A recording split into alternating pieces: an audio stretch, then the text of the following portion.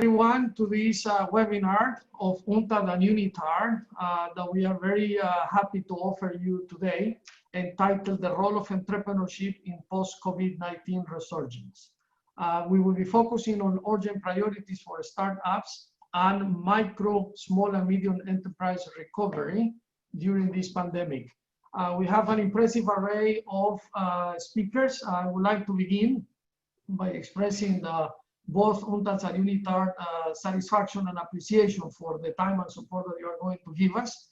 But without further ado, and to properly open and inaugurate on behalf of UNCTAD, the United Nations Conference on Trade and Development, also headquartered here in Geneva, allow me to offer the floor to Ms. Tatiana Krylova. Tatiana is not only a good friend of UNITAR, but also the head of the enterprise branch of the Division on Investment and Enterprise at UNCTAD. Tatiana, welcome. Thank you, Alex, Mr. Meha. So, dear participants, dear colleagues, dear panelists, very good afternoon, good evening, and good morning to all of you. And many thanks for your participation and your interest in this first webinar of our series of webinars on the role of entrepreneurship and SMEs in post-COVID-19 resurgence. Entrepreneurship has been in the forefront of the first fight against COVID-19. Entrepreneurs are among those who developed contact tracing apps, repurposed factories to manufacture ventilators, created makeshift hospitals, accelerated the search for a vaccine, and developed virtual communication tools like the platform we are using today. So we know all this, but small businesses have been very badly impacted. Over 85% of SMEs experienced decreased monthly sales compared to 1 year ago, and over 80% experienced decreased demand for products and services. The crisis could lead to a decline in about 195 million full-time equivalent workers in the second quarter of 2020 alone. So we will hear more about particular impacts and statistics, but this already gives us a picture of huge impact, negative impact that COVID-19 has on entrepreneurship and SME sector and on economies in general. So hence, this pandemic is also a job and livelihood crisis and threatens also the SDG progress. MSMEs, farm workers, the self-employed, women, youth, daily wage earners, refugees and migrants workers, and those in the informal sector are hit the hardest. So in order to address these issues and facilitate resurgence of the MSME sector, we need, of course, to know more about entrepreneurs' daily challenges, their rising risks and uncertainties, and what are the best practices to address those. Within these new social distancing norms, people have learned to work, exercise, study, celebrate different activities, conduct concerts, and do much more using collaborative digital platforms. This crisis visibly showed in this regard that there was no contradiction between individual business and the collective good. But we knew, of course, all this before. However, the need for coherent collaboration between individual enterprises and collective purpose, public-private partnership, is at the heart of the 2030 Agenda for Sustainable Development. And the tools, frameworks, and models for such an endeavor have been already with us. However, the unprecedented COVID-19 outbreak revealed fragilities of the entrepreneurial ecosystems and provided a strong push towards strengthening its regulatory and institutional foundations and the technical need for the technical expertise at all levels. In this regard, it actually provided opportunities for enhancing the role of entrepreneurship in sustainable recovery in post-COVID-19, but also in the SDG implementation in general. So what role does the UN system play in this regard? The UN has responded to this unprecedented situation with its framework for the immediate socio-economic response to COVID-19. So the framework consists of 5 streams of work, an integrated support package offered by the United Nations Development System to protect the needs and rights of people living under the duress of the pandemic, with particular focus on the most vulnerable countries, groups, and people who risk left behind. And one of its core 5 streams of work of this UN framework is protecting jobs, supporting small and medium-sized enterprises and informal sector workers through economic response and recovery programs. This is one of the 5 streams of work. So these streams are connected by strong environmental sustainability and gender equality imperative to build back better. So in this regard, UNCTAD jointly with UN regional commissions in Africa, Europe, Latin America, Asia and Pacific, West Africa, which covers North America and Middle East. Also DESA and other agencies have already started to facilitate capacity building effort on a global scale to support MSMEs and entrepreneurship in their post-COVID-19 resurgence through the project which is titled Global Initiative Towards Post-COVID-19 Resurgence of SME Sector. UNCTAD coordinates this project and in its capacity, as stated in the recent General Assembly resolution on entrepreneurship for sustainable development, in its capacity of a lead UN agency in the area of entrepreneurship and MSME policies, and as a custodian of EMPRATEC, a behavioral entrepreneurship training that has been proven most impactful for the past 30 years of its existence. Throughout the series of the webinars, there will actually be an opportunity to hear more about EMPRATEC from those who participated in the program, including actually later today. So this series of webinars contributes to the implementation of the MSME search project, of the search project that I just mentioned. So the webinars are structured in a way that would help to address the issues such as first, what are the daunting challenges faced by MSMEs and entrepreneurs worldwide, especially those in developing countries? Second, what to do to help them survive during the pandemic? And then finally, what to do in terms of policies and capacity building measures to ensure their resilient, inclusive, and green resurgence in post-COVID era. So these are issues that triggered our joining efforts with UNITAR on this series of the webinars. And we're really extremely grateful, as we already discussed, to our colleagues from UNITAR for this very productive cooperation, to all the panelists who are making time to share their experience and knowledge on the subject, and to you, our participants of this pilot webinar. So we hope that this series of discussions will be fruitful to all of us and jointly help us to address the issues of resurgence of entrepreneurship and MSME sector in post-COVID-19, but also to build long-term strategies to enhance the role that is to play by entrepreneurship and MSMEs, as was also vividly shown by this crisis. So thank you for your attention, and I wish you, all of us, a productive discussion and look forward to participating in that. Thank you very much. Thanks to you, Tatiana. This wouldn't have been possible without your personal involvement and support, and that of your team, of course. And indeed, it's a very timely discussion. We will start sharing a short presentation now. But let me just remind the audience, if I may, the objective of this virtual discussion is to identify and analyze the main impacts of COVID-19 on entrepreneurs and micro, small and medium-sized enterprises, MSMEs.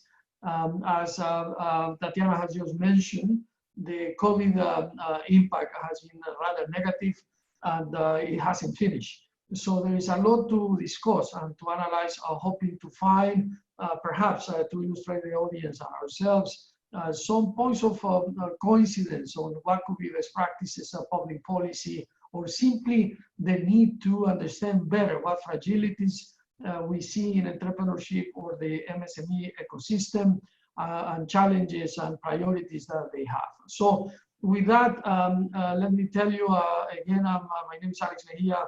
I represent UNITAR, the United Nations Institute for Training and Research. And I would like to begin by giving you a short overview of how damaging the COVID pandemic has been. So Julia, if you can take me to the next event, to the next slide, that would be very good. We wanted to show you, as we speak, and I wanted to make sure, and I called someone in WHO is just a few blocks from where we are.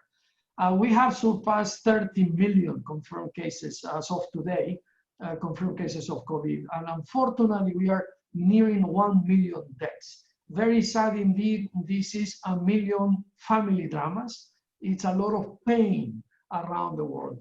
And if you go to the next slide, you try to see this on a regional basis. You see how the Americas, how Southeast Asia, how Europe, how the Eastern Mediterranean, Africa, or the Western Pacific has been impacted. And of course, we follow very closely the evolution in the US, in Brazil, in India, in the countries that really have surpassed the millions of 4 or 5 each of cases. The good news is that for whatever the reason, perhaps herd immunity, perhaps not, nobody really knows. That's the fact of the matter. It's a science in evolution. There are less fatalities.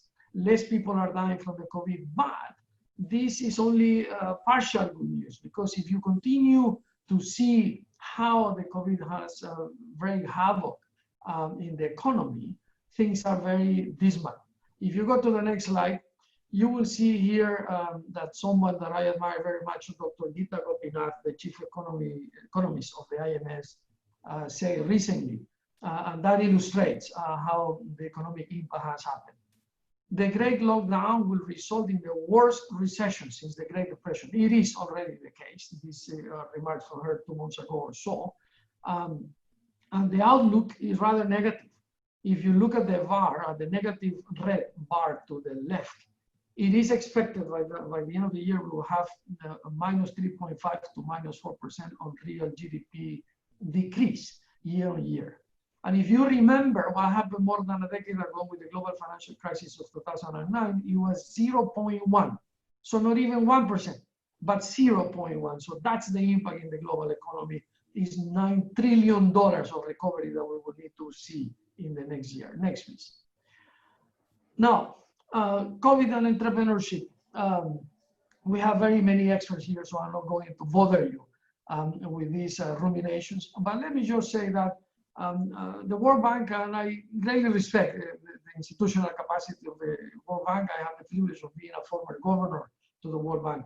And I still have some colleagues there who keep telling us that as many as 2/3 of the world's poorest people could live in this type of environment by 2030, a decade on. That means a diminished environment, impoverished environment, with only perhaps one piece of good news, which is the actual sustainability of climate change perhaps has improved, but the rest is very negative in terms of trade, of investment, of negative growth, and particularly of employment, because if someone suffers the most, is of course vulnerable populations. Next, please. Governments have been trying to do their best to end extreme poverty. So allow me for a few seconds to portray this discussion and the importance of MSMEs as a driver to fight extreme poverty. We all at the United Nations, and particularly because of Agenda 2030 and the Sustainable Development Goals, are focused on increasing the standard of living of developing nations, mainly but around the world as a whole. And if we are to do so, the fight against poverty, it's rather a top priority. You see in this red line that we were increasing and very positive in how the number of extreme poverty people living under extreme poverty were decreasing. No more the case. It's very sad to think that if two-thirds of global employment comes from micro, small, and medium enterprises, then they are affected the most. And that some of them have came out of poverty during the last decade, and that because of the COVID, perhaps they will be going down again.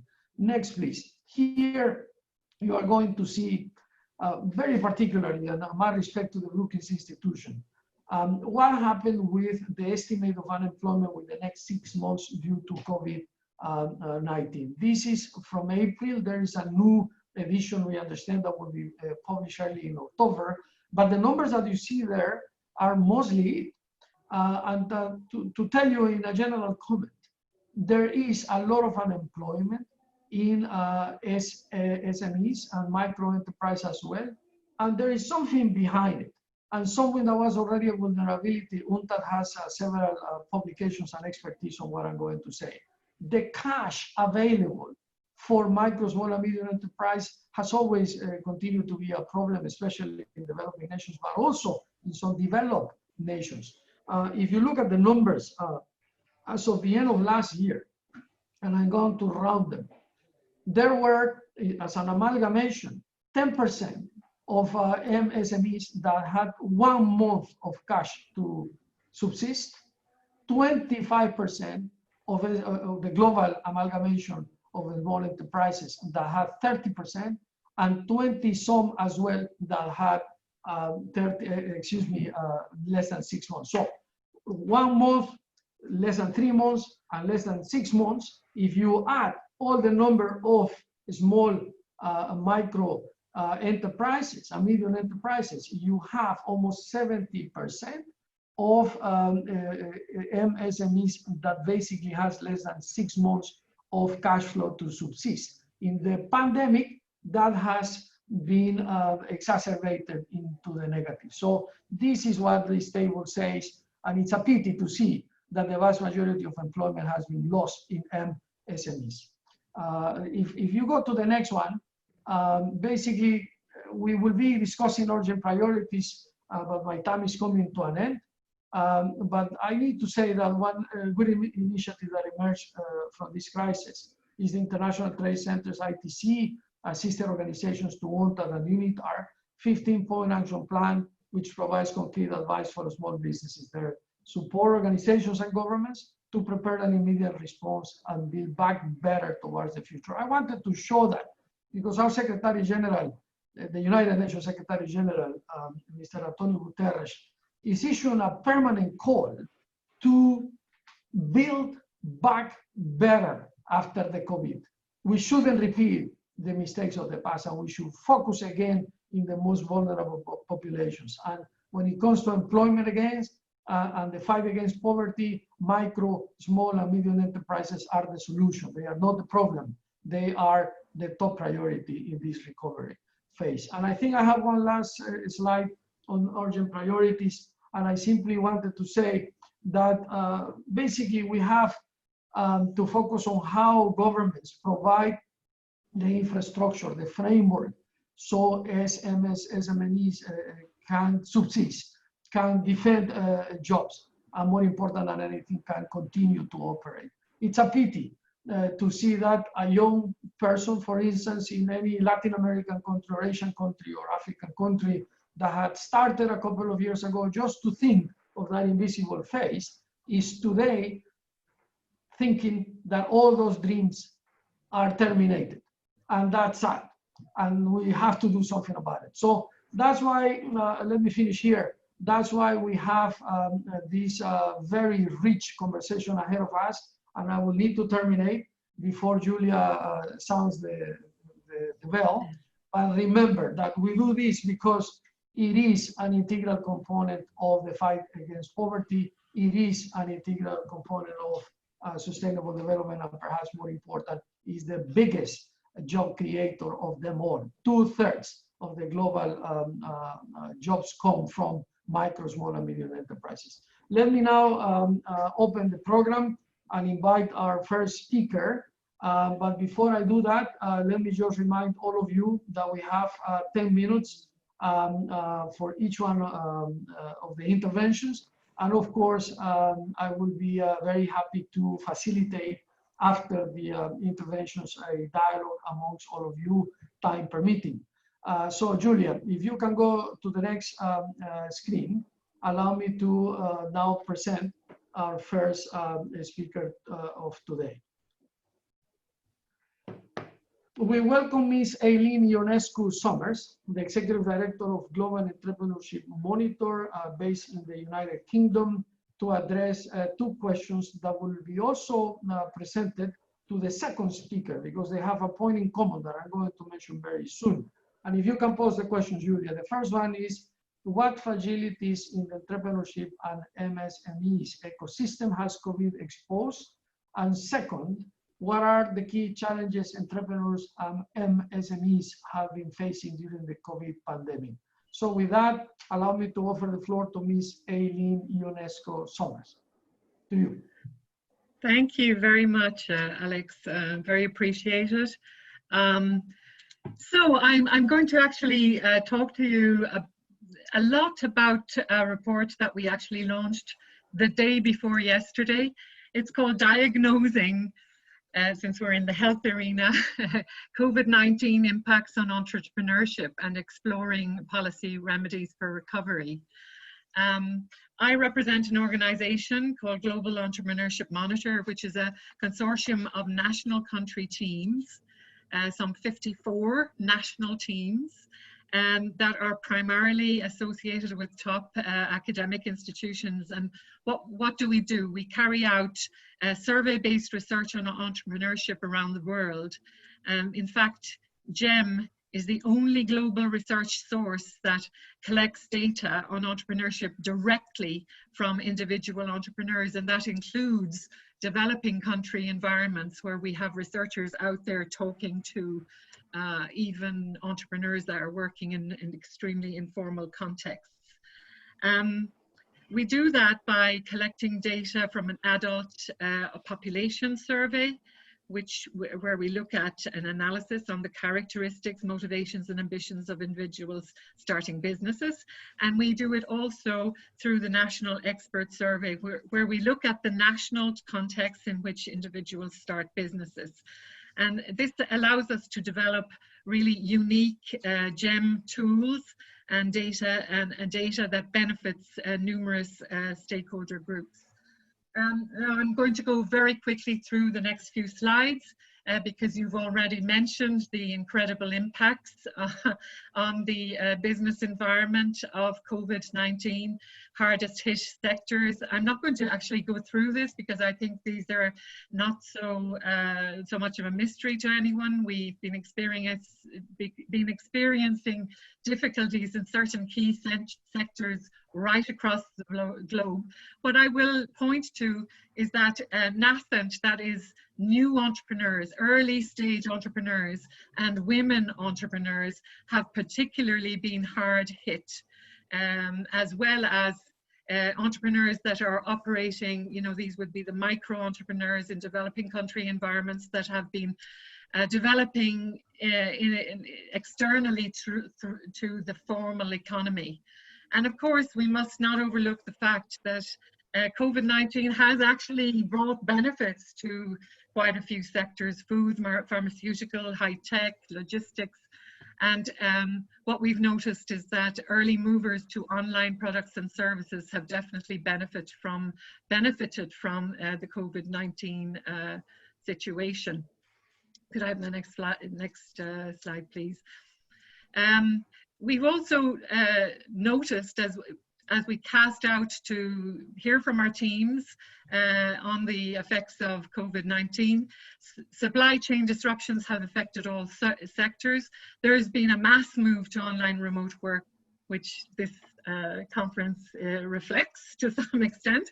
And there's been reduced productivity in many sectors, highly increased stress levels, particularly in young families, and huge, absolutely massive societal shifts in behaviors. Moving to the next slide, please. The immediate measures by policymakers taken is, of course, to avoid the mass unemployment where possible. Of course, this is very different from country to country. Developed country environments, we're able to bring in direct interventions such as tax relief measures, stimulus packages to keep consumption going. Governments looked at securing workplaces, working from home. The term furloughing entered the vernacular, really.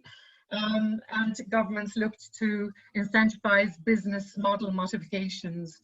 And assuring liquidity, yes, that happened in economies, but unfortunately, SMEs that always found it really difficult to access financial resources even before COVID-19 basically saw their financial sources dry up during the COVID period so far. Next slide, please. One of the things that we've been looking at in the report that I mentioned earlier is what was the effect of earlier crises on entrepreneurship.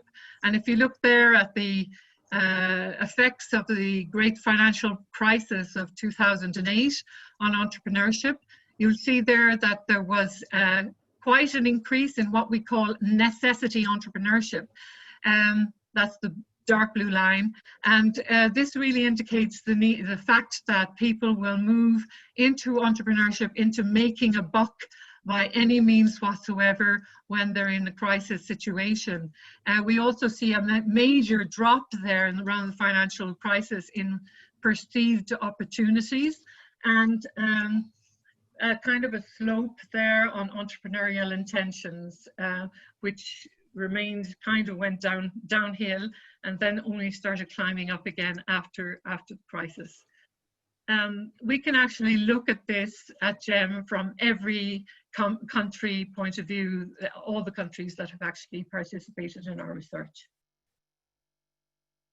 Now, one of the things that GEM does, through the National Expert Survey, we've been able to develop a tool which identifies different criteria for the conduciveness of national environments to promote entrepreneurship.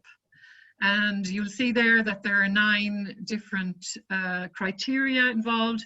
They include all of those that are there, and we ask questions behind each one of these, such as, for example, if you're talking about access to entrepreneurial finance, which I talked of just before, we ask, are there sufficient funds available to new companies from informal investment and bank loans to government grants and venture capital? We also look at, government policy, government entrepreneurship programs, entrepreneurship education, research and development transfers, commercial and professional infrastructure, ease of entry to markets, physical infrastructure in the country that would promote entrepreneurship, and social and cultural norms that either enable or disable the entrepreneurial spirit, if you like. And so through our questionnaires, this enables us to build up a picture. So there you see, for example, Canada, which gives you a picture of what the conduciveness of Canada in terms of its entrepreneurial environment on a national level, okay? If you look at the next slide, please, could add the next slide. Here is the conditions for Brazil, for example.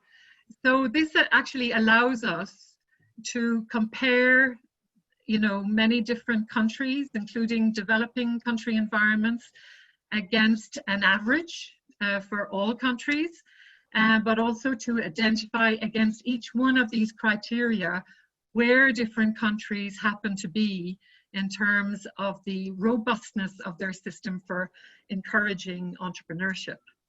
Right. Could we move to the next slide, please? And so you won't be able to read this slide, but I just put it up there to show you. This allows us to actually create a ranking of countries in terms of the conduciveness for entrepreneurship of the national entrepreneurship context. As you can see there, Switzerland. I actually work from Switzerland, so that's where I am right now. Switzerland is at the top of the ranking, and then you see all the other countries where they come within the ranking. It's really interesting because we can also track how year on year national contexts become more or even less conducive to encouraging entrepreneurships. So what do entrepreneurships need?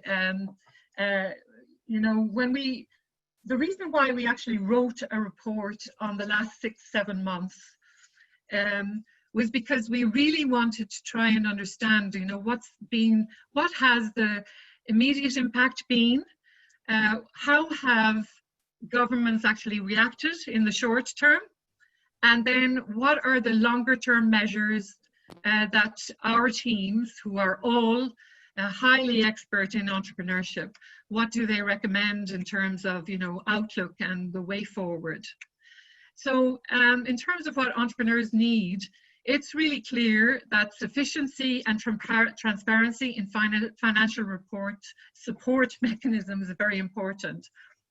Interestingly, where we found that this was really very, very unclear is often in developing countries, where people perhaps in some cases may be just embroiled in bureaucracy and find it very difficult to understand what benefits they may be able to access. Even if those benefits are small, they may make a difference between you know, sloping into poverty or not. So communicate, communicate, communicate was the message that we got, and communicate clearly. Another learning from our teams is formalize the informal entrepreneurship community, because of course, the more entrepreneurs are outside of a formal system, the less they actually have access to any kind of mentorship, any kind of guidance, and any kind of access to finance or any other benefits that a formal system will offer. Making liquidity for SMEs is a priority. Of course, this may not be so easy in developing country environments, but we will have seen actually even in Switzerland, making liquidity for SMEs actually became a priority for the Swiss government under COVID.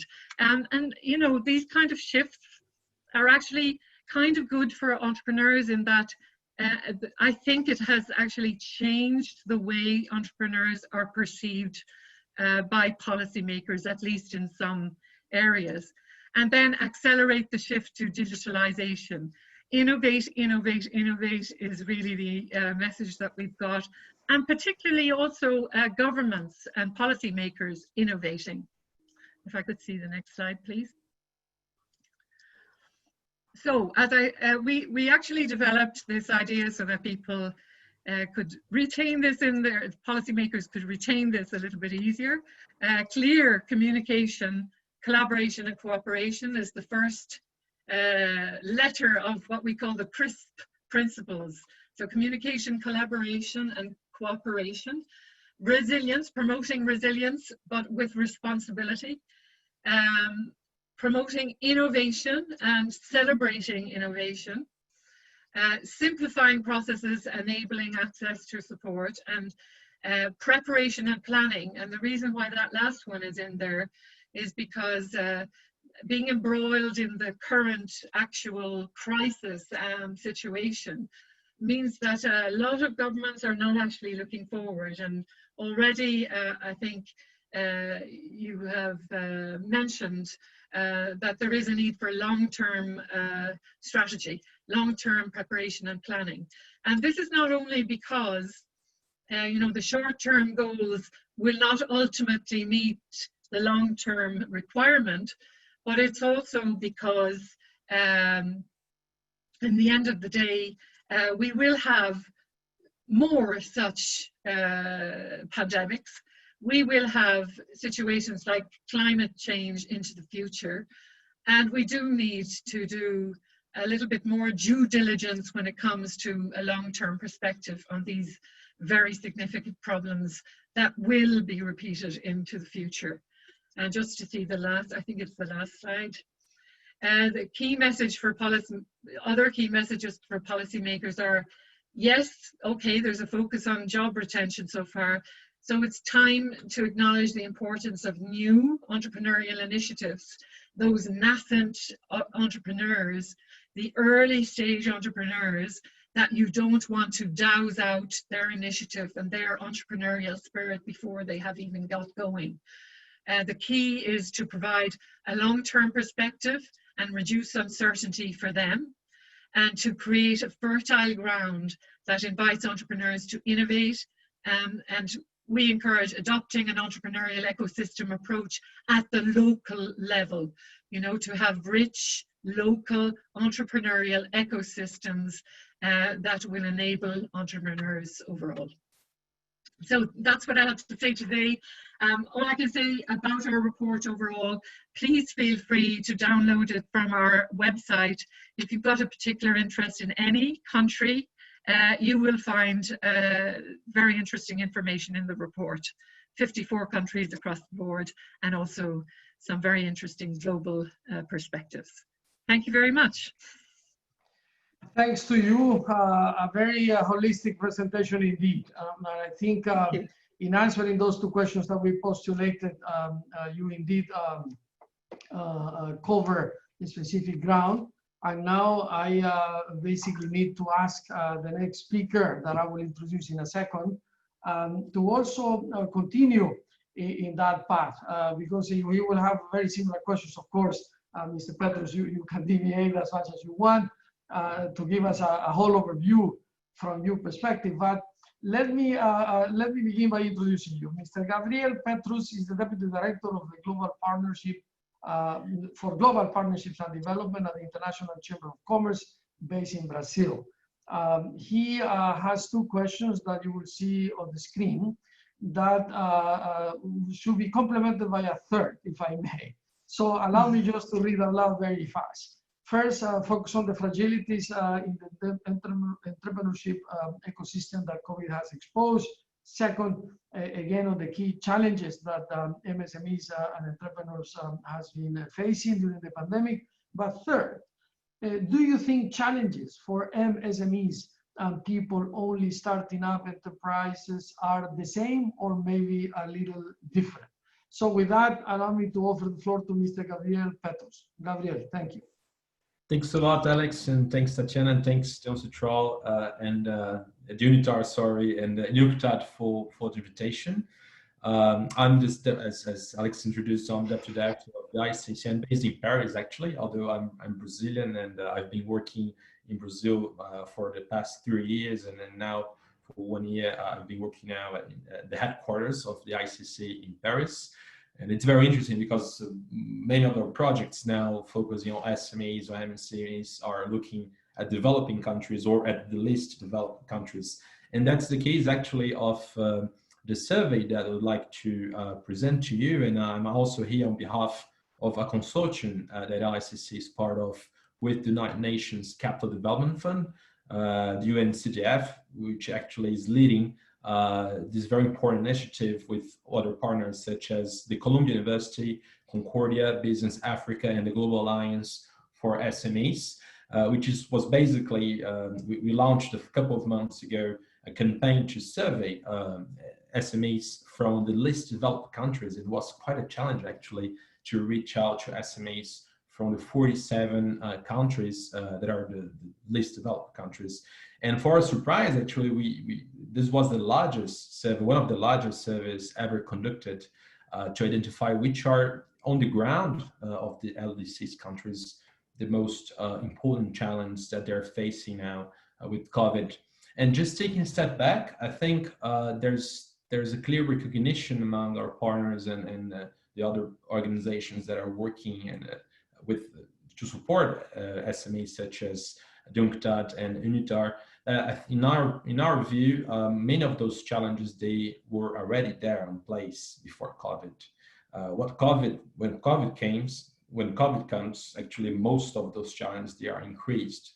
So I think it's a very timely discussion today, and all the the entrepreneurship agenda as also a potential response in terms of how we can actually support those LLCs and the SMEs in those countries, unlocking more opportunities, creating products that might help them get out from the invisibility, because actually we're going to see one of the results of our survey, and I'll ask my colleague David we can actually go to the preliminary results of the survey, which we're sharing today. Is actually one of the challenges is that most part of those SMEs, they don't get access to their customers anymore as they used to get before COVID. But before entering details about the results, let me just give you an overview about which universe we have served. So more, as I said, more than out of 47 countries considered the least developed countries were asked to participate in this survey. So you got almost 2,400 responses. We can go to the next slide, please, David. Then it's interesting that 70% almost of around 70% of all SMEs, they have actually less than 10 people working. So it's actually, we're focusing on different sectors as well. So that's another important asset of this global survey, which is quite important for us to make sure that all sectors, all business were represented. And it's very interesting also in terms of the gender, and that's something that we actually, many of those companies are led by women, or we can at least say that 17% of those companies have a female owner or a board member. Can go to the next slide. So that's pretty much our profile of the SMEs that participate in the survey. And definitely almost 90% of those SMEs actually reported to us that they've been operating because of COVID on less than 75% of their business capacity. And ICC and other partners of this consortium, including our leading partner, which is the United Nations Capital Development Fund, we've been thinking now how we can build concrete solutions, not only policy solutions, but business in products to actually help those SMEs to keep their business active. So one of the products that ICC launched in the context of the SOS campaign, which is the Save Our SMEs campaign, was a guideline for SMEs on business continuity. So that's a dimension of also the survey and how we can actually use this data. Another dimension, as you can see, so at least 34% of the companies, the SMEs surveyed, there were layoffs actually. So that's another component of the universe that we have surveyed. And last but not least, in terms of how they can actually, they're anticipating the revenue change, and the access to finance is definitely a big issue for them. The speed access to finance now, they're not finding the right support to keep their activity. So we can go to the next slide, please, David. Well, that's a very, that's basically breakout on the level of business operating capacity in each sector. So almost all sectors were equally affected in terms of reducing their business operations, but also in terms of layoffs. We can share, and just take a step back, our results will be publicly announced in the context of the Concordia Summit in a couple of weeks. So this is just a preliminary presentation of those results, which will be available for everyone in a couple of weeks. Now we can go to the next slide, please. So in terms of, as I mentioned, one of the biggest challenges now for those companies is to access their customers. And I think this, so going to your question, Alex, on how entrepreneurship might help to unlock opportunities for SMEs. I do understand that there are two different challenges. People who actually are getting on board on the entrepreneurship agenda, I think there is a huge gap of, especially in the youth generation, young people that actually don't have access to the tools, to necessary business tools or comprehensive business tools that will get them into the entrepreneurship. And the challenge is different for current SMEs that actually are facing problems such as the access to their existing customers. They're actually, many of those SMEs, they're actually invisible.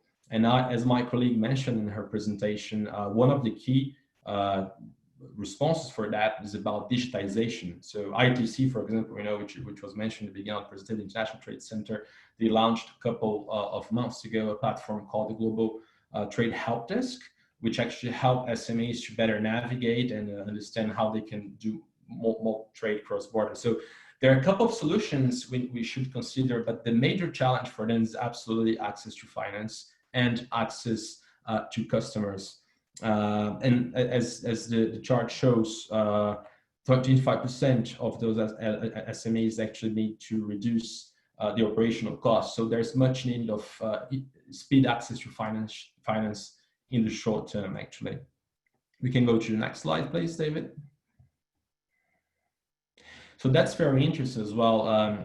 So it's interesting to have in mind that almost 50% actually of those SMEs in least developed countries, you received some kind of government support. So our survey was able actually to identify which was the nature of this support. So either rent utility subsidies, either product or service subsidies, business loans, or tax cuts. But also when we look at the universe of the companies, the SMEs that haven't actually received any kind of government support, almost 60% of those companies, they actually were not aware of any existing government support.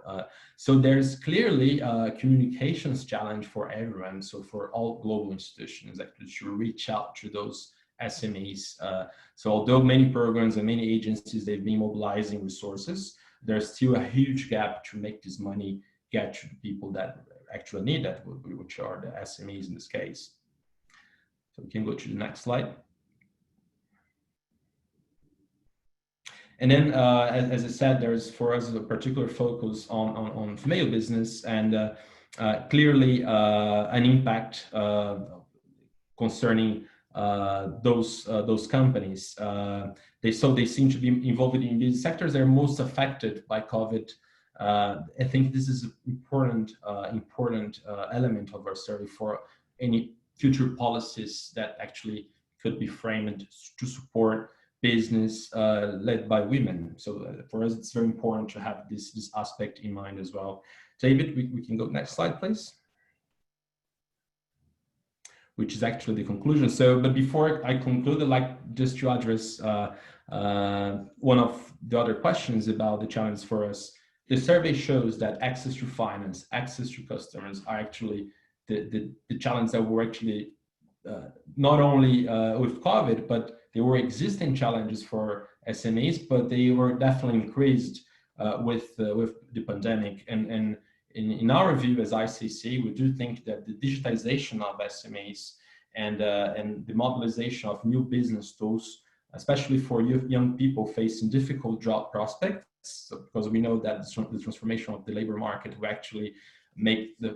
actually decrease the number of available jobs in especially in developing countries, and that's actually one of the focus that we should target as a response to the pandemic. Definitely, there's a lot of work to do, and the survey actually will help us to identify the main challenges and develop business tools and new policies to help SMEs from the least developed countries. Thanks a lot for the opportunity, and I remain at your disposal for questions.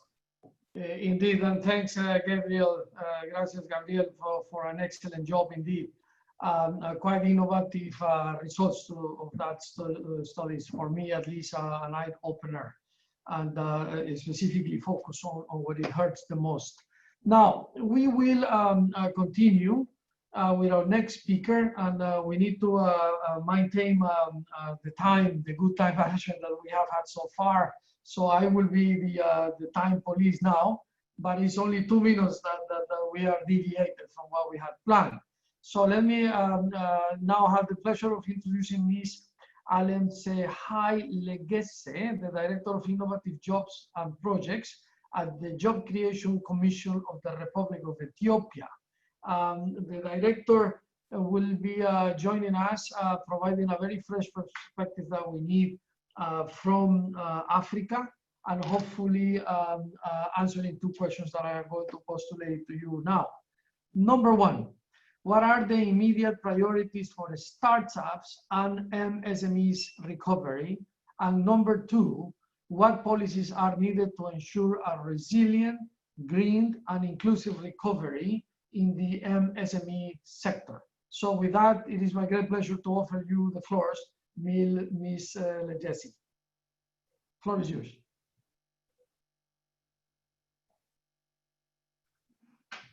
Can you hear us?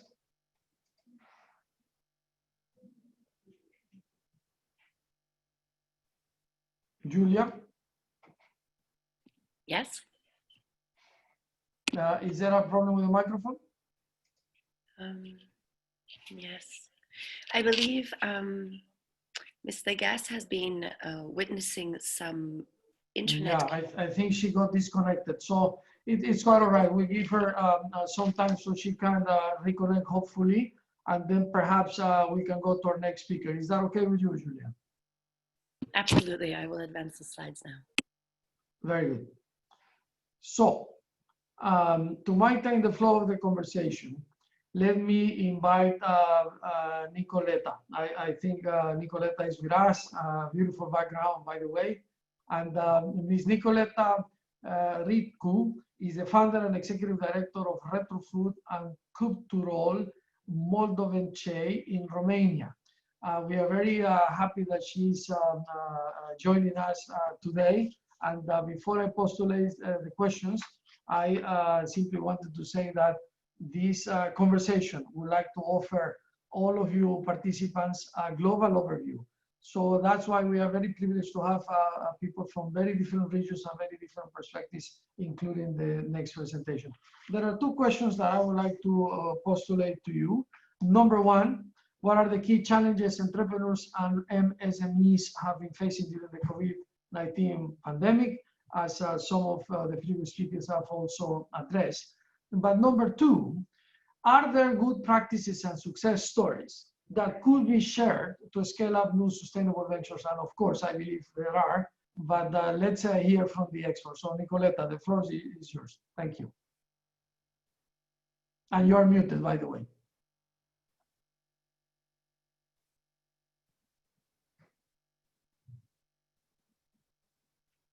Still muted. Your microphone. Okay. Yes. Hello, can you hear me? Yes, we can hear you. Go ahead, please. Hello, everybody. I'm really honored to be here. About your two questions. The first one, already my colleagues before talked about the general problems, and they are the same in Romania as well. We are facing the same challenges in the pandemic. I would like to talk more about how we've managed to solve our problems and to face the pandemic till now.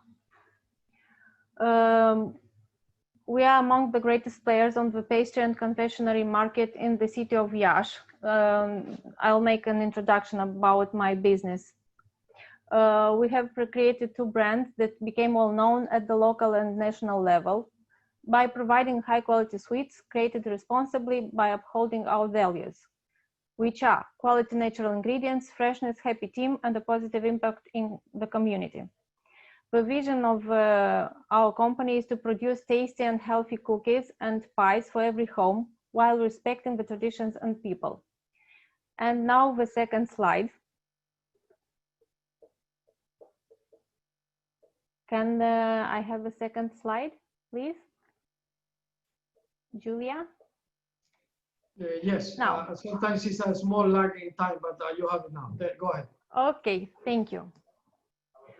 When the pandemic came, everybody panicked because it was a new problem for everybody. We didn't know what to expect too. In my company, for example, sales decreased by 20%. The first thing we did, we called for specialists in the financial field to look more specific and more professional on our cash flow and the budgets.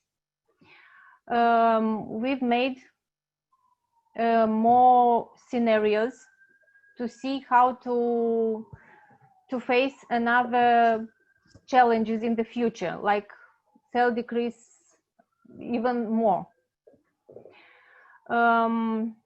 We fought, and we decided we had to choose among firing people, yes, and opening new stores to maintain the same production cycle with the same volume. And this is what we did. This year, in the pandemic, we already opened two new stores and a new pastry atelier. And a new thing we did in the pandemic, we focused on the online market. Before the pandemic, we are selling pastry, fresh products. We didn't thought that it's suitable for the online market. But in the pandemic, it was an opportunity and it went really well. The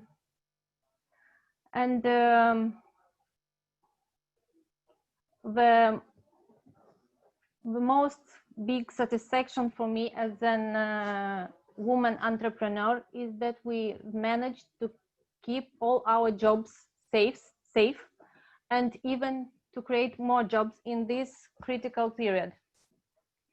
The new slide, please. And another thing we did, and I consider it to be a good practice story. In our new atelier, Glazurai, which we opened in July, we are producing new products for new customers. I will explain.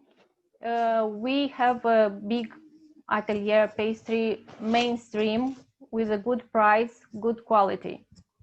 But at Glazurai, the new brand, we are producing now gluten-free, raw vegan and vegan products, and continuously adapting, testing recipes, testing the market, and preparing to approach new customer segments, because we have spare resources now in the pandemic, because we have a team, big team, the suppliers, the stores, the logistics, and even if the sales are not so high, we are focusing on another segment of our work.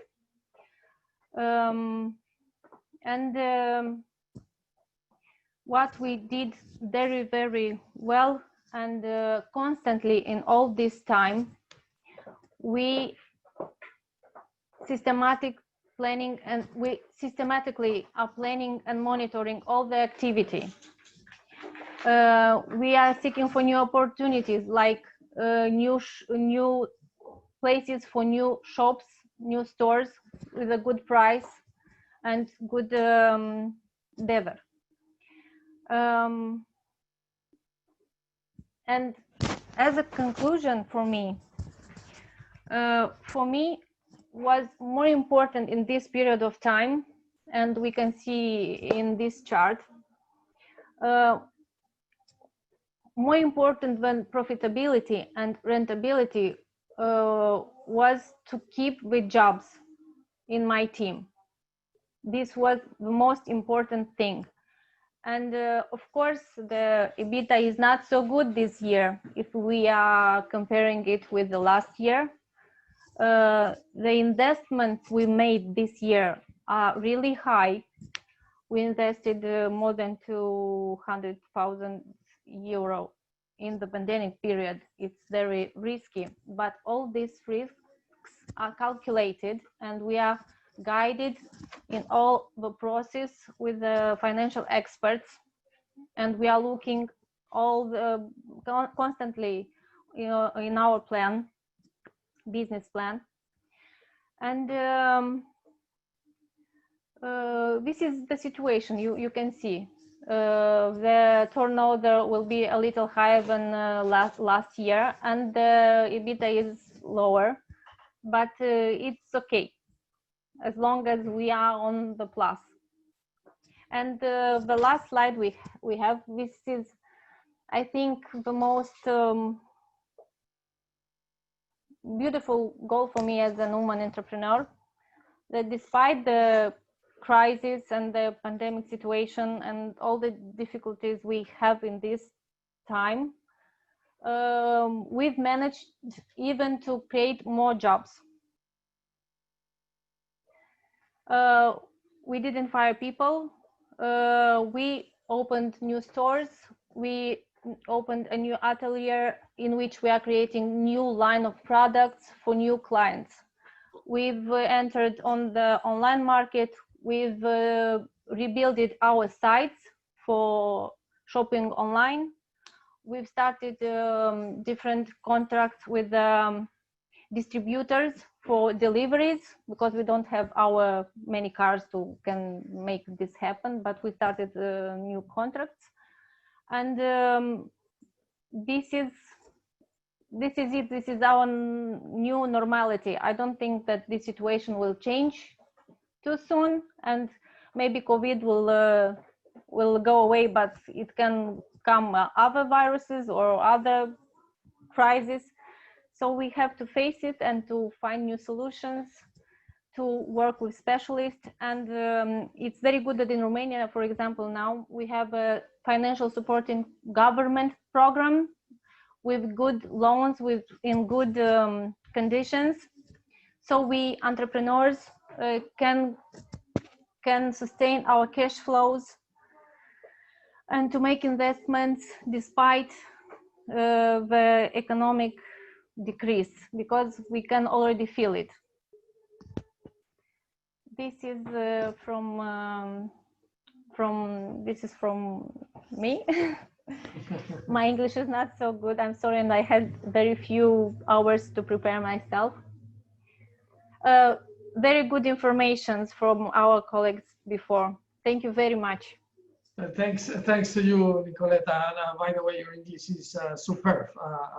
Not only excellent English command, but the message that you gave us. Let me just highlight two things very fast. Our previous speaker that unfortunately is having from Ethiopia communication challenges was going to tell us that the government indeed can use monetary policy, fiscal policy, and the like to try to maintain MSMEs alive, providing lines of credit, reducing or eliminating interest in loans, and so on and so forth. But there is something that governments cannot do, and I am a former government official, which is to replace the innovation and the commitment that the entrepreneur has. You have shown us that today, and I thank our colleagues from UNCTAD for inviting you. Very unique that in the middle of this pandemic, you have actually grown in terms of employees, and you have defended those 70 plus jobs, that 70 plus families. So my respect to you. Innovation is the key. And the other one is that I'm very happy to see a female entrepreneur sharing these best practices. Indeed, my respect to you. And all this panel, by the way, this is the first webinar in a long time in which we are the minority. We have female representation in the higher percentage, and that's the way it should go. But anyway, before we go to Ms.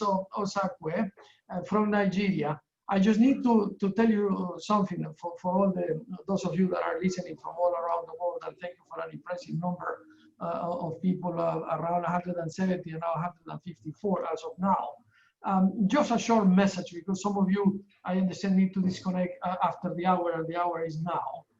There are 4 webinars conceived by Tatiana and her team at UNCTAD, and we will be very happy to invite you to all of them. This one is rather general, but there is another one in October on digital solutions, another one in November on what is resilience in entrepreneurship, and another one in December, which is how to do entrepreneurship inclusive and focus on resurgence after this crisis. So 4 webinars, and if you complete 3 out of 4, this has no cost whatsoever. We will be very happy to issue you a certificate of participation with both logos, UNCTAD's logo and UNITAR, but only if you pass a short quiz, a multiple choice quiz. So you give us some feedback and you tell us if these discussions and deliberations have been useful. So remember, 4 webinars, 1 per month from now till December. You will receive the announcements, and if you want a certificate of participation, indeed, we will be happy to do that with the criteria that I mentioned. And now, let me go back to the next speaker. Ms. Ada Osakwe is the founder of AgroLay Ventures and Newly Juice out of Nigeria, a very young female entrepreneur.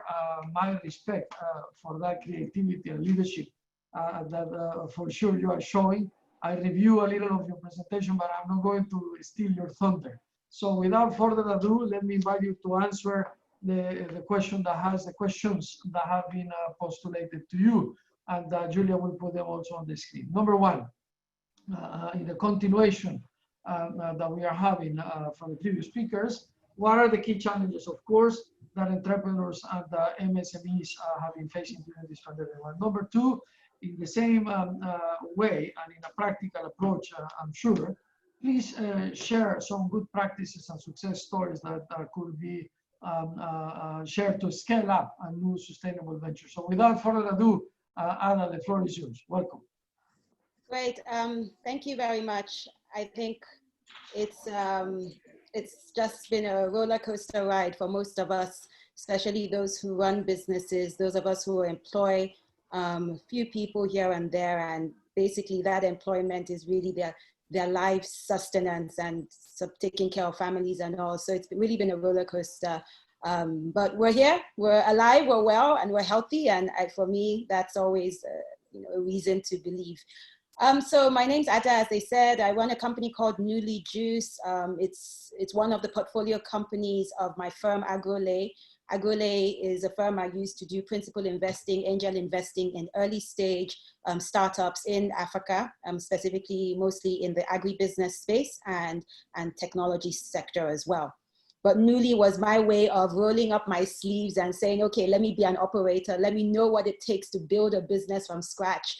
Let me walk the talk. What I've been telling people of Africa has so much agricultural potential. We need to add value to what we produce. Let me do that and actually see the results. And that got me on this journey in 2015, starting off just buying local fruits and vegetables from farmers, smallholder farmers across the country, adding value to it by creating natural juices, also trying to address the issue of malnutrition and giving us better, healthier foods, especially in urban areas.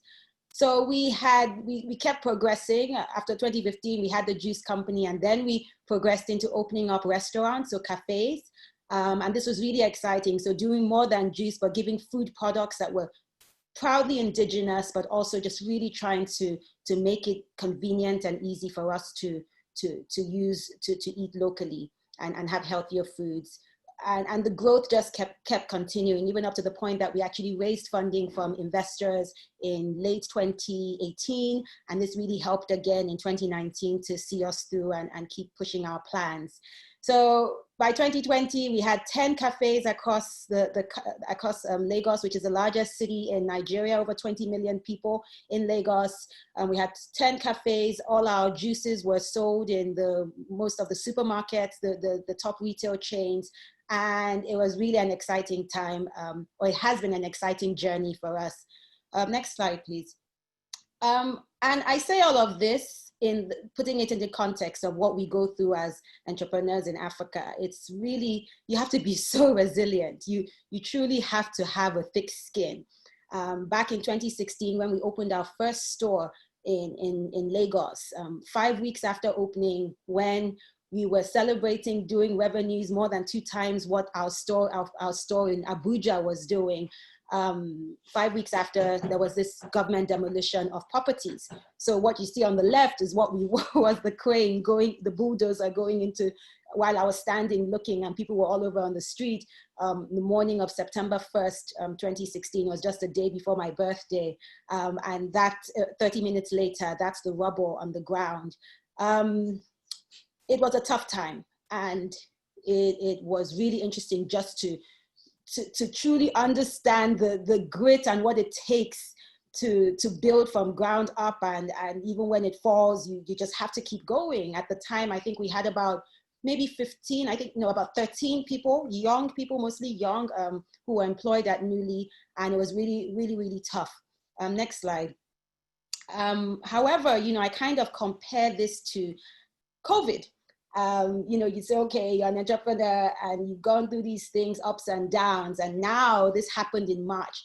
I said to you guys, 2020, we were on the roll. We were growing, revenues had grown about 90% year on year, and this is manufacturing, this is agro processing, this is supply chain and buying from farmers and adding value. So it's not easy. we don't really have a cold chain in Nigeria, and I'm dealing with cold pressed juices. So you're dealing with shelf life issues and limited shelf life issues. So we put a lot into this business. And so just the added all those challenges already that exist doing business on the continent, and then you now layer on COVID, it wasn't funny at all. So Nigeria, Lagos, we had a lockdown for 1 month where nothing could happen. So food, restaurants, you're considered an essential service, but during the lockdown, we couldn't open as well. And it was really tough. It was tough. It was tough, not just for me personally, but thinking through what to do for my staff. At this time, we had about 51 people on the payroll, and I was just thinking, so the first thing we did was we made sure we bought some food items for them and distributed, found a way to get it to their homes, and for those who could come and pick up, so that at least they could eat and they could feed themselves, because that month I could barely do anything. You see the numbers, and a lot of research was done, a lot of surveys. My fellow panelists have shown you the numbers and the surveys. It's pretty much the same in Nigeria in terms of the limited cash flow. I think for startups, the surveys that were done were showing that about 84% of them said that they didn't have up to 6 months runway for cash. So many of us, especially in the restaurant industry, dealing with fresh produce, you're basically using that working capital day on day, day in, day out. So it was a really challenging time. So by the time they lifted the lockdown and we basically were able to go back, but obviously with a lot of precautions and stuff, you then had to start dealing with the fact that demand is not the same. People are sitting at home, they don't want to go out. And if you basically were not online, if you had no e-commerce online presence, you're basically gone, because you just can't, no one can reach you, and you can't deliver to them, whatever business, restaurants, whatever, selling shoes, whatever. So it was a big wake-up call for us, for many other people. And I'm glad we were sort of ready. I'm already big in technology. I believe in the power of using technology and to drive businesses. So we were able to keep going. People used to come to the store to pick up stuff, but it just wasn't the same. As you can see from the screen, revenues have been down year to date. We've had to close 4 stores. We closed, we had about 9 at the start of this pandemic. 4 have been closed, 2 are on hold, because we had a big strategy of being inside office buildings, because we do smoothies, wraps, juices, and we would like to be in places where there's high foot traffic and people spend most of their time in the office, at least pre-COVID. But now those offices are empty, so we have assets lying fallow in 2 places. But it's just the silver lining. Can you share the next slide? You kind of think about the challenges people have said, and I'm not going to go over that, but you think about what happened even during this time. I was quite vocal. I was very vocal. I worked with a few people, rallied some folks around me to put together a working paper that we sent to the government of Nigeria. I made sure we got to the vice president, to the presidential committee, their task force, to give them 10 recommendations on what they needed to do quickly. Because at the time when the lockdown started, Nigeria had only put about $135 million equivalent to say they would support SMEs with low interest loans. Countries like Mexico, who had a similar SME type demographic and status, they were already doing $1 billion. So we just couldn't understand how, first of all, it wasn't enough, and then they didn't move quickly enough. And you would always get people say to you, oh, but the government, you can't wait on government doesn't have money. Nah, to me, that was just not an excuse, because if you say this is a sector that accounts for over 80% of your workforce, I think Nigeria is 86% of the workforce, over 50% of the GDP, MSMEs. You can't not tell me that you wouldn't make it a priority to ensure that people were in jobs and that they had some level of liquidity to keep going. So we put that out, and I was quite vocal. We started a petition on change.org. I put videos out. I was on the news, and we spoke up. Eventually, my company, as well as some others that I sent their names and pushed using the network, we were able to get the equivalent of about $5,000 sometime in May. And honestly, I know we push, and I know we were doing well as a business, but that money was so important. And that just that cash flow at that time really helped. to just stabilize a few things. And I'm really thankful for that. But I can celebrate, but we still have 94% of SMEs that did not have any form of support from the government. And many of them are closing down. My mom had a chain of stores and she's had to close down most of her stores. So this is our new normal. At our stores, they check temperatures. People our newly champs are wearing face masks and face shields. You can change to the next slide. And as I think about the future, you can move to the next slide, the final slide. The silver lining for us is it really made me very laser focused on survival. What do I need to do just to stay alive, for this business to stay alive, to ensure these people have jobs? You have to think about diversification. You have to think about really thinking about how do you stay in areas that make sense and that you're not only in putting all your eggs in one basket. We also saw a lot of new growth line opportunities. We're now doing contract manufacturing. We're really excited about that, and doing contract manufacturing for some other chains who don't want to make salads or who don't want to have to make sandwiches. We're doing that and doing private label.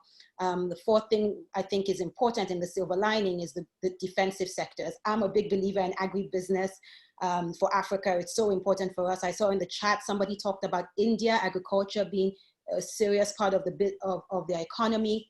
Now let's not just talk about it. The government should not just talk, but actually put the funding, and investors should see the opportunity in the agribusiness and food sector on the continent.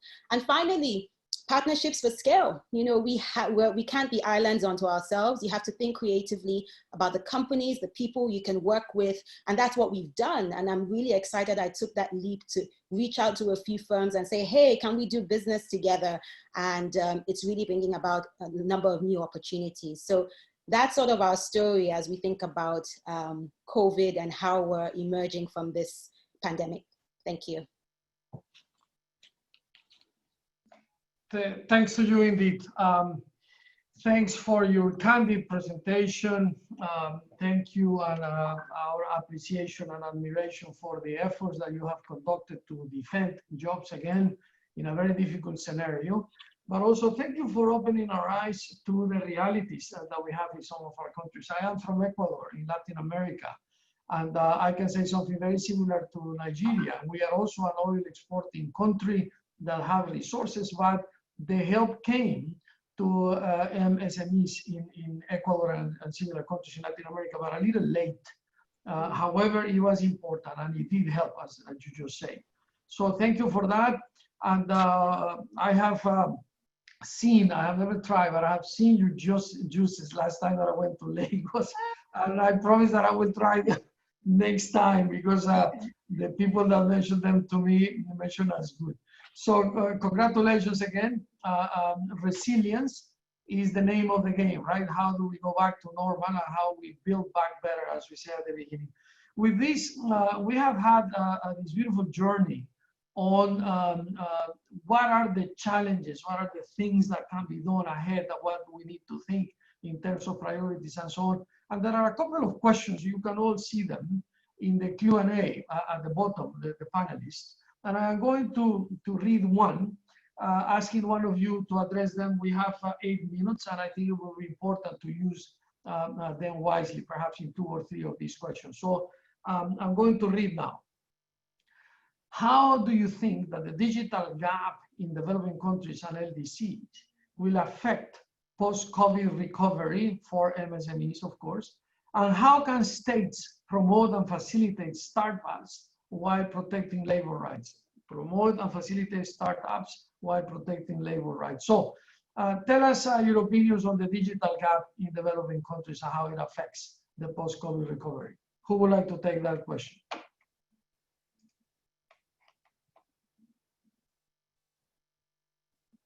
Yes, go ahead, Ms. Eileen.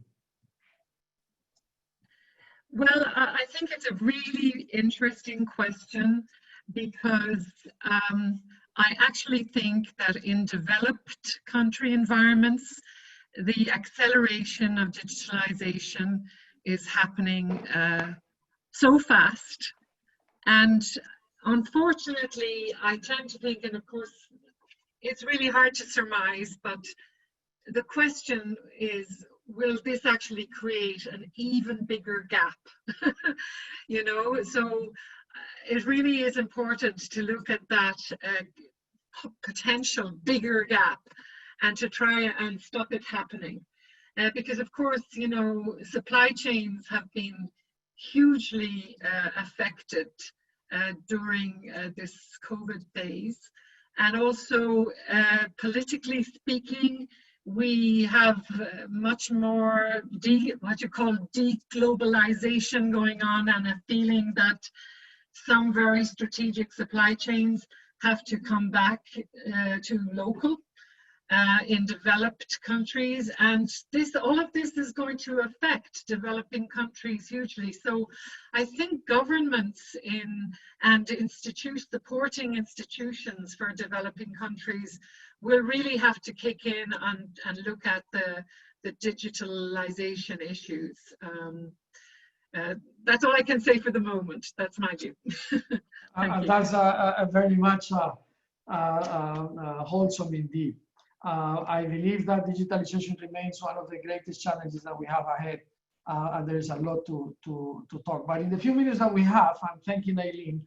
Let me go to the next question for any other panelists that haven't engaged with this. It says, considering that today we are celebrating the International Equal Pay Day, I would like to ask, what are the challenges and difficulties that women entrepreneurs have faced in establishing startups, and how COVID-19 has impacted particularly women disrupting global value chain? So who would like to talk on the challenges that women entrepreneurs suffer?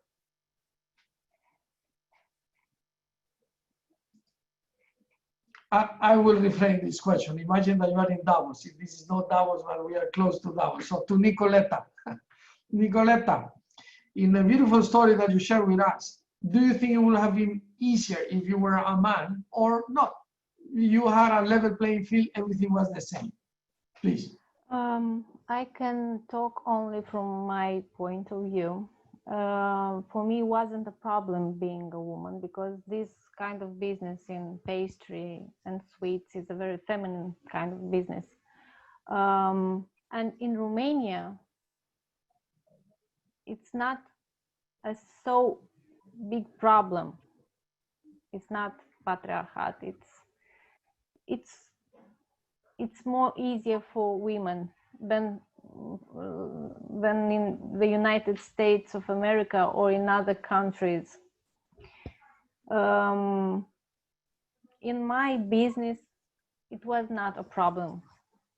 It helped me because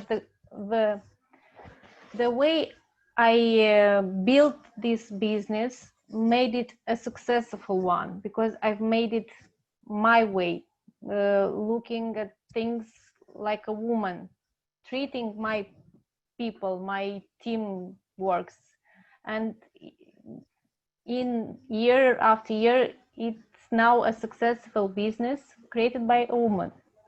It was not a problem. I always searched for, I always try to see all the challenges in a way I can win or gain. Thank you. Quite interesting because of the sector where you are and the niche where you are indeed. I'm very happy to hear how it was actually a plus. This is inspiring because we have debated this for a long time now, but indeed there is the specificity of sectors and niches in which a small, medium and micro enterprise can actually be favorable when it comes to women. So thank you for sharing that perspective, very refreshing. And now I have a question for Anna, and then I will have one last for Gabriel in the very few minutes that we have.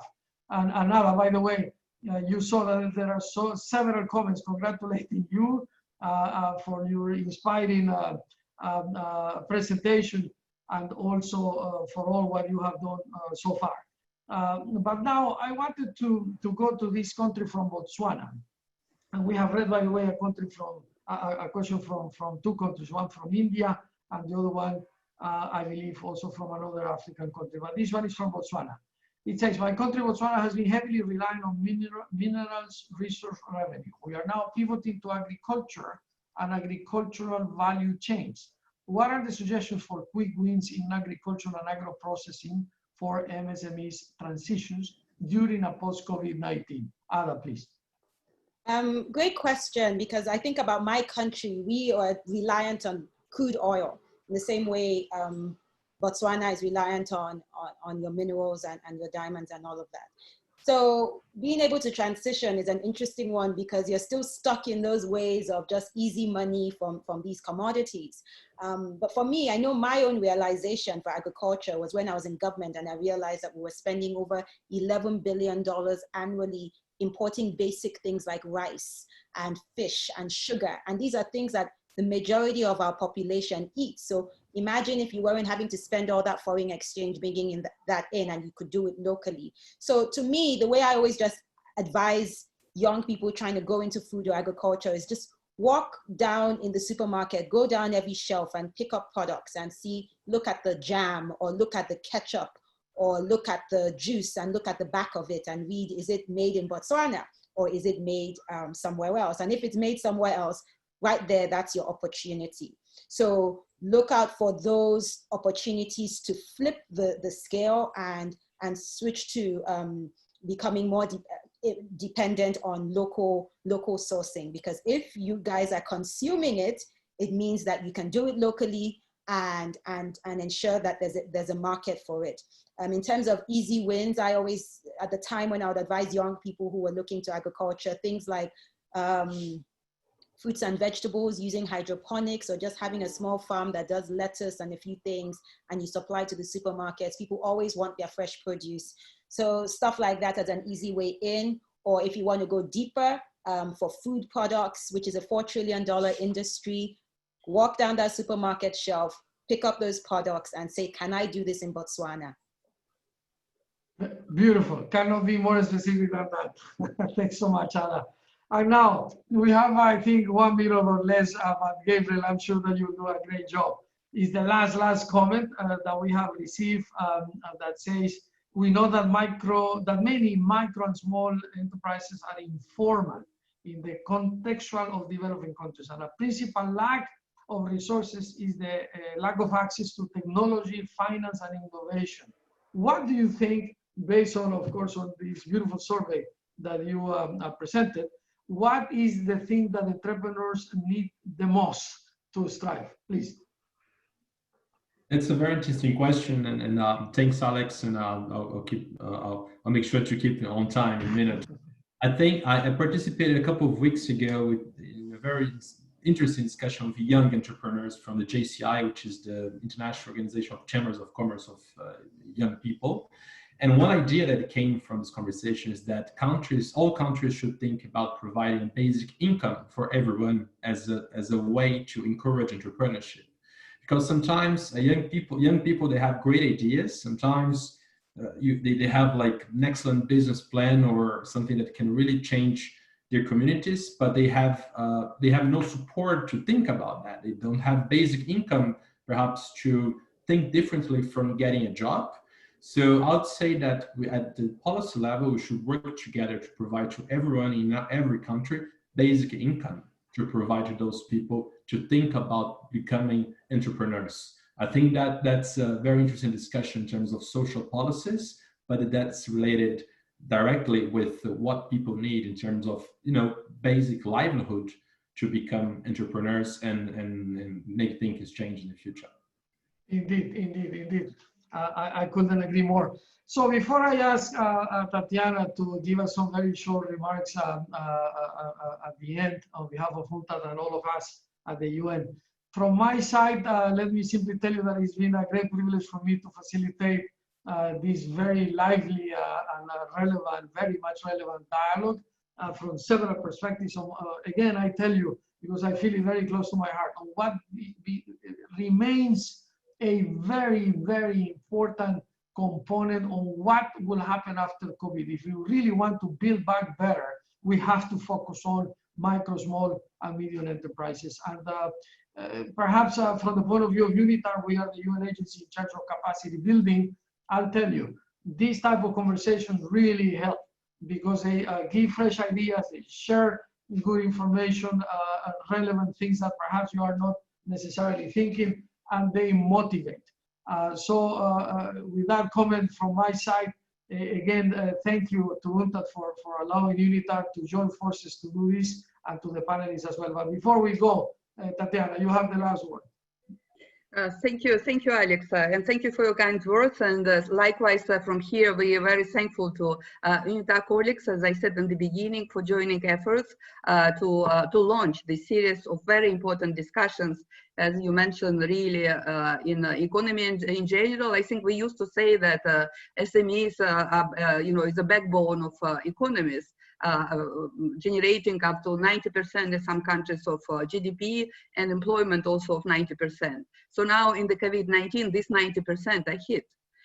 So then that's really put us in the very core of consideration how to build back better, how to do this resurgence and recovery. So it's really very timely discussion. So I also would like to thank the panelists. I think we really had different views. The objective of this pilot was really to provide some overview of issues from different perspectives, and I think that really worked very well. So now, and of course, all participants for their attention and for good questions. And so we will actually record all these questions, and then we will look at them more carefully and address them. We have this opportunity as we have series of the workshops. So, but just before concluding, I also want to make a small comment on the question that was asked about technologies and digitalization. This is really a key. In our entrepreneurship policy work, policy framework that we developed in 2012, so now we're revisiting it. So technology is one of key components that are, there are 6 components, and technologies is one of them as key factors that are believed to have the most impact on building enabling environments.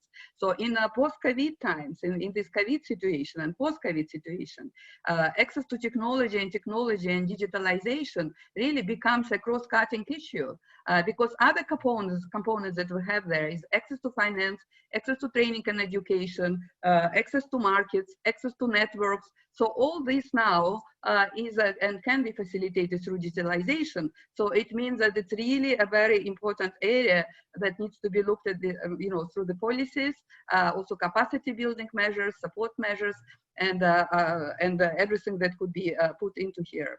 So, and in this regard, actually, our next webinar that will be in 1 month, and we will come back with the date and information about that. Although the date is already decided, so then we will come with confirmations and the links and other things. So it will be specifically focusing on technology and digitalization. So we really would allocate specific time to look at that, and you are very much welcome to communicate with us if you would like to see some specific, to hear about some specific aspects of that, or would like to provide your views. So we really look forward to now moving into more in-depth discussions on each area of digitalization and then resilient, inclusive, and green recovery. So again, so that's something that we would be looking at, and we look forward to further communication and discussions with all the participants, and also cooperation with UNITAR, Alex, with you and your team. Thank you very much. Thank you. And also I would like to thank UNCTAD team because it's really a very devoted and committed team that initiated the whole series, and so that's really, I think, is very enriching and very useful, I hope. Thank you. Indeed. Thank you, Tatiana. Thank you all. God bless. Have a good day. See you soon. Bye-bye. Thank you very much. Thank you. Thank you. Thank you. Bye-bye. Thanks.